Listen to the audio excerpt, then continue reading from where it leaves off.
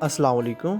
جی، آج ہم بات کریں گے کہ اندر کا دھیان کیسے رکھیں۔ جس طرح ہم باہر کا خیال رکھتے ہیں، اگر ہمیں تھوڑی سی بھی چوٹ آئے تو ہم فوراً ڈاکٹر کے پاس چلے جاتے ہیں، اسی طرح ہمیں اپنے اندر کا خیال بھی رکھنا چاہیے کہ ہمارے اندر کیا چل رہا ہے، ہمارے دل کا ماحول کیسا ہے، ہمارے اندر کا ماحول کیسا ہے۔ کیونکہ جب تک آپ کا اندر کا ماحول صحیح نہیں ہوگا، آپ اندر سے ہیپی نہیں ہوں گے، آپ کی اندر سے سب چیزیں ٹھیک نہیں ہوگی، تو آپ کبھی بھی زندگی میں خوش اور کامیاب انسان نہیں بن سکتے۔